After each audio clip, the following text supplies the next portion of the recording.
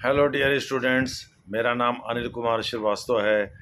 आज जिस विषय पर मैं चर्चा करने जा रहा हूँ वो उत्तर प्रदेश में लव जिहाद के विरुद्ध बनाया गया कानून है, जो कि उत्तर प्रदेश की सरकार ने बनवाया है।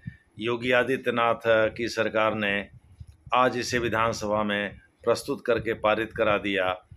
एक्चुअली कहा जाता है जो पार्लियामेंट्री अफेयर्स मिनिस्टर हैं उन्होंने इसे उसमें रखा और उसे पारित करा दिया।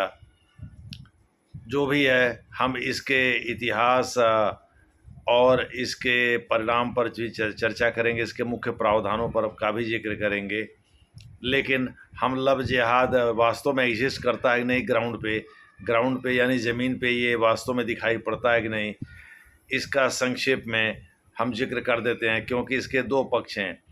अब जैसे हिंदुत्व को मानने वाले लोग कहते हैं कि लव जिहाद होता है, और हिंदुत्व विचारधारा के विरुद्ध जो लिबरल वामपंथी हैं या जो ऐसे लोग हैं जो कि ये मानते हैं कि भाई लव जिहाद जैसी कोई चीज़ नहीं होती, उन लोगों का कहना है कि ये हिंदुओं को एक्चुअली अपने तरफ आकर्षित करने का एक तरीका है, एक उपाय है, जिसको कि अक्सर बीजेपी अपनाती है, ख़ास करके तब से जब से भी नरेंद्र मोदी केंद्र में सत्तारूढ़ हुए हैं और योगी उत्तर प्रदेश में सत्तारूढ़ हुए हैं, तब से हिंदुओं को अपने से जुड़े रहने की यह एक कवायद है। ख़ास करके हाल में लोकसभा चुनाव में जब इन्होंने योगी आदित्यनाथ ने देखा कि भाई हिंदू हमसे दूर जा रहा है और लोकसभा में उसका भारी नुकसान हुआ, ख़ास करके पिछड़े वर्ग के लोग, अति पिछड़े वर्ग के लोग, तो ऐसी स्थिति में उन्होंने ये चाल चली है। साथ ही जो आंतरिक उठापटक है पार्टी में, जिसमें माना जा रहा है केशव प्रसाद मौर्य बार बार योगी आदित्यनाथ को चुनौती दे रहे हैं और शीर्ष नेतृत्व जो है योगी आदित्यनाथ को अपना सर पर अपना हाथ रखे हुए है।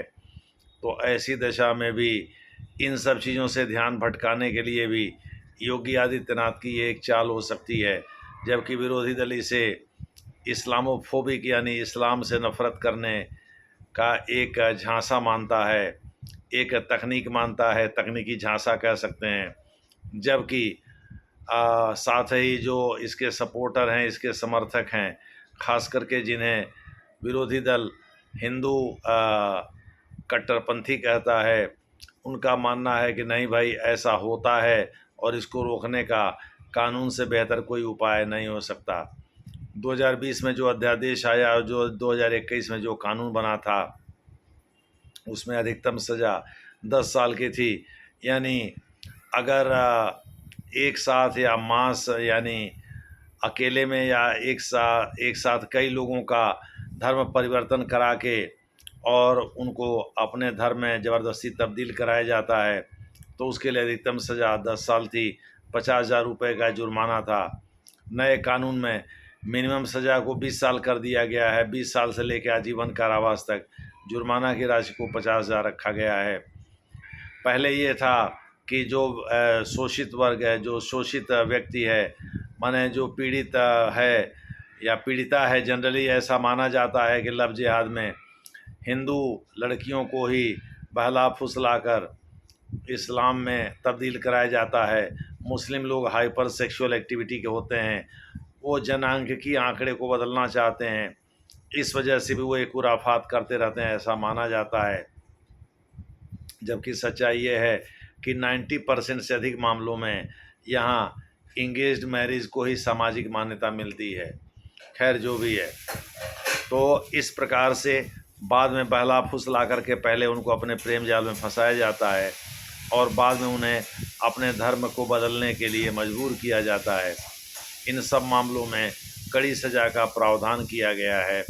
जैसे यह व्यवस्था की गई है कि अगर ज़बरदस्ती अपने धर्म में या अपने फेथ में परिवर्तित कराया जाता है या उसको धमकाया जाता, अपनी पहचान छिपा करके कुछ कराने की कोशिश की जाती है, या उसको किडनैप करके उसका अपहरण करके उससे ज़बरदस्ती धर्म कबूल करवाया जाता है दूसरे का, या उसे बलात् व्यापार के माध्यम से उसमें अल्पवयस्क लड़कियों को भी शामिल किया गया है। तो बलात् व्यापार, दुर्व्यापार जिसको कहते हैं, के माध्यम से अगर उसको एक जगह से दूसरी जगह ला करके धर्म परिवर्तन के लिए उस पर दबाव बनाया जाता है, तो इन सभी मामलों में अब बहुत ही सख्त सज़ा का प्रावधान किया गया है। यानी खास करके कन्वर्जन के मामले में आजीवन कारावास की व्यवस्था कर दी गई है और इसे सख्त बना दिया गया। आप जानते ही हैं कि विधानसभा में बहुमत है योगी आदित्यनाथ के साथ के पास, और या बीजेपी सरकार के पास, साथ ही विधान परिषद में भी इस समय उनके पास बहुमत है। अगर मान लीजिए इसे विधान परिषद में भी भेजा जाता है तो वहाँ भी पारित हो ही जाएगा, वहाँ भी कोई दिक्कत नहीं होनी है। ऐसी दशा में दोनों ही मामलों में ये आपको बता दें, ये कानून बन जाएगा, इसमें कहीं कोई दिक्कत नहीं है। दोनों जगह से पारित होकर के ये कानून बन जाएगा। इसके साथ ये भी है कि भाई इस तरह के मामले की सुनवाई कम से कम सेशन कोर्ट ही करेगा, जहां आपराधिक मामलों की सुनवाई होती है, और इसे संज्ञेय अपराध माना जाएगा। इसमें जमानत नहीं होगी, जज जमानत नहीं दे सकेगा। खैर जो भी है, तो इस प्रकार से इसके अंतर्गत जो प्रावधान हैं वो वास्तव में थोड़े से सख्त कर दिए गए हैं, क्योंकि 2021 में जब इसे कानून बनाया गया था 2020 के अध्यादेश के आधार पर, तो उसके बाद भी इस तरह की घटनाएं नहीं रुकी थीं, ऐसा यूपी सरकार का मानना है। हाँ, कि विरोधी दलों की मान्यता, जैसा हमने आपको बताया, ये है कि आंतरिक परेशानियों से जूझ रही बीजेपी वास्तव में इसे हल्का करके दिखाना चाहती है समाज को, और इसीलिए वो इस तरह के खुराफात कर रही है, जिससे कि जो हिंदू वोट बैंक है उसको कंसोलिडेट किया जा सके, जो कि छिटक गया था इससे लोकसभा के चुनाव में। खैर जो भी हो, लेकिन सच्चाई यही है कि अब ये कानून बन गया है और ये लागू भी कर दिया जाएगा। ठीक है, तो विधान परिषद से संभवतः पारित होते ही इसको तुरंत लागू कर देंगे, तो ये तो अब खाना पूर्ति ही रह गया है। खैर जो भी है, लेकिन लव जिहाद के विरुद्ध कानून बना दिया है, इसे unlawful, Uttar Pradesh unlawful religious conversion act का नाम दिया गया है 2024 का। यही नाम 2021 में भी दिया गया था, Uttar Pradesh unlawful religious conversion act 2021। उसी को संशोधित करके 2024 में ये व्यवस्था की गई है। खैर जो भी है, हम संक्षेप में इसका इतिहास बता देते हैं। सबसे पहले केरला में केटी शंकरन ने 2009 में लव जिहाद, दिसंबर में ये फैसला आया था, लव जिहाद को स्वीकार किया था, और बाद में चल कर के वहाँ सनातन प्रभात और हिंदू जनजागृति नामक मैगजीन के माध्यम से प्रकाशन करके, ऑनलाइन के माध्यम से इन चीज़ों को और बताया गया, समाज में ये फैलाया गया। यहाँ तक कि बीजेपी के प्रदेश अध्यक्ष ने यहाँ तक कह दिया था कि अगर उनकी सरकार सत्ता में आई तो वो इस संबंध में एक सख्त कानून बनाएगी। मैं केरला स्टोरी वगैरह की बात नहीं करूँगा, ठीक है, जो कि एक फिल्म इस पर बनाई गई थी अभी हाल में। खैर जो भी है, उसके बाद 2016 में एक और केस आया सुप्रीम कोर्ट के सामने, जिसमें केरला हाई कोर्ट के फैसले के विरुद्ध ये अपील की गई थी। ये हैबियस कार्पस का मामला था, जिसके तहत केरला हाई कोर्ट में एक लड़की का पिता, हिंदू लड़की का पिता गया था। उस लड़की का नाम था हादिया। वह सलेम ज़िला तमिलनाडु में होम्योपैथी के अध्ययन के लिए आई थी।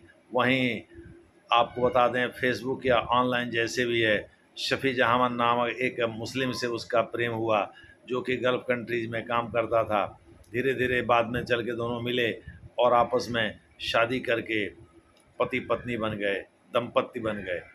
तो खैर जो भी है, इस प्रकार से ये व्यवस्था लागू हो गई, और इसे केरला हाई कोर्ट ने गलत माना और अशोकन के पक्ष में फैसला दे दिया, लेकिन सुप्रीम कोर्ट ने इसे पलट दिया। जस्टिस दीपक मिश्रा की बेंच थी, संभवतः 3 जजों की बेंच थी वो, जिसमें इसको पलटा गया था 2018 में। और इसमें ये कहा गया कि भाई अब चूँकि हादिया वयस्क हो गई है, तो उसको अपने जीवन को स्वतंत्र रखने और अपने हिसाब से फैसले लेने का अधिकार है, और इसलिए वो पिता की मर्ज़ी पर आधारित नहीं है। और इस प्रकार से उसको फ्रीडम या लिबर्टी ग्रांट करते हुए सुप्रीम कोर्ट ने शफी जहां के पक्ष में फैसला दिया और केरला हाई कोर्ट के फैसले को पलट दिया। माना जा रहा है कि इस समय दोनों एक खुश दंपति के रूप में जीवन अपना जी रहे हैं। जो भी है, यही केस आपको डिस्कस करना था लव जिहाद का। इसका इतिहास भी हमने बताया।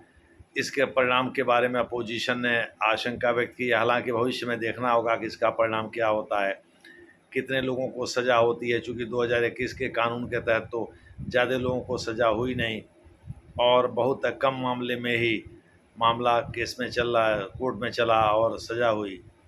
ठीक है, यानी दूसरे शब्दों में एकदम से ये लव जिहाद ही है, इसको लेकर के कुछ कहना थोड़ी जल्दबाजी होगी।